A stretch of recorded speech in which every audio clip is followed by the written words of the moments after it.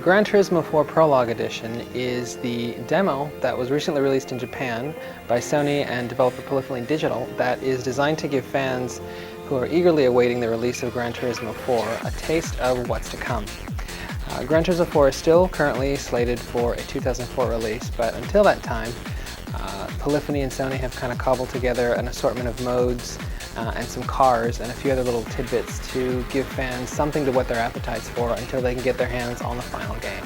The game comes with about 50 vehicles ranging from consumer models such as a 2003 model Nissan March to an F1 racer like the McLaren GTR Fina.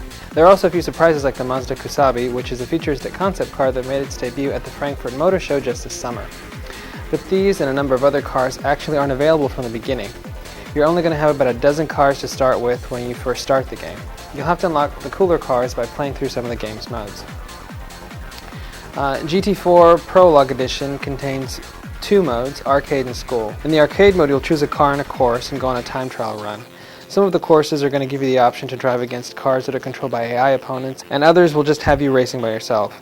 When you finish a race, you can save your run and play it back at any time or race against a ghost of it. You're going to find 5 racing courses, each with their own specific characteristics. The Tsukuba Circuit and the Fiji Speedway are both standard racing courses with differences in the number of curves and the length of the tracks.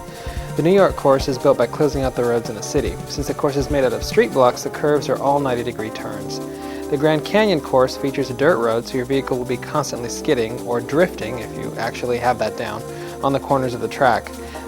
The Città d'Aria is a racing course based on an Italian town. The roads in the Città barely fit one car, and there are a number of blind corners that you're going to have to memorize in order to get through the course successfully. Now the school mode is a little bit different.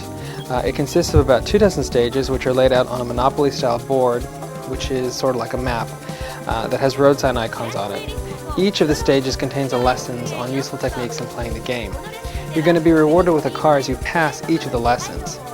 Now the lessons in each of the stages are actually explained to you and demoed by the game. The voiceover is in Japanese, but there really isn't a reason to understand what's being said since the on-screen demo will pretty much show you what you have to do. Now most of the lessons are focused on driving through the corners and aimed towards familiarizing newcomers to the GT series with the racing fundamentals. Some of the lessons are like how to corner on a dirt road, and they really aren't that hard. But the lesson stages have one catch, which is that you'll fail a lesson if you actually leave the course at any time, which is a painful thing that a lot of people should remember if they're fans of the series. So, as you'd imagine, your first priority on these lessons is going to be to play it safe and steady instead of just go for a time record. Getting through all these stages is only probably going to take you about 2 hours if you're used to actually playing the series. It'll take newcomers a little bit longer, and it'll take anybody quite a bit of time to actually get through with the top record for each one of them. As far as the graphics in the game go, Prologue Digital appears to have put a lot of effort into the backgrounds for all the stages. For example, in the New York stage, which is pretty much based on the Times Square area that we all know, if you look really closely while you're driving near the Virgin Megastore, you're actually going to see there's a McDonald's and a TJ Fridays right next to each other, just like they are in real life. You're also going to find other really good examples of Polyphony's insane attention to detail, such as the partial shadows that are being cast on the cars when driving underneath trees. You're also going to find some pretty cool lighting effects as well, and particle effects for the various tracks. In spite of the really ambitious graphics engine, the frame rate for the game is pretty smooth and offers a really good sense of speed. Now, given that GT4 Prologue Edition is only a sneak peek of what's coming up, the game is understandably missing a few things, such as versus play with another person and any kind of online functionality.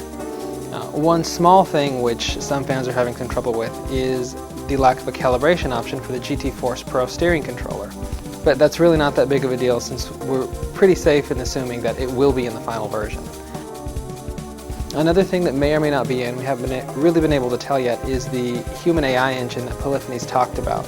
For example, the audiences that are supposed to react to the cars passing by right now are pretty simple and just consist of flat polygons that move in a very single predefined pattern. We fully expect that this is going to be addressed by the time the actual game ships. Now, despite these minor omissions and rough spots, GT4 Prologue Edition should be a solid racing fix for fans that are waiting for the full game's release. Now, if you're actually thinking about importing GT4 Prologue Edition, you might actually be in some good shape. If you happen to have a Japanese PS2 or a way to play Japanese import games on your American PS2, this is actually a really good candidate to bring in. The game retails for a pretty low price, so you can import it for probably about $40 or less, depending on where you go. And as for the language barrier, there really isn't much of one. I mean, we kind of mentioned that there's some voiceovers for the lesson modes and stuff that are in Japanese, but you also sort of get a visual cue as well. And even though some of the menus are in Japanese, it's not that big of a deal. So if you're really all about racing, picking this up might not be a bad thing. Now, as for the US, Sony's actually said that they're considering bringing Prologue Edition here, but they haven't really given any details on whether or not that's going to happen. But at the very least, if you want to import it, you should go for it. And if not, there's a chance it could come out here. You can look for more on GT4 Prologue Edition in the coming weeks.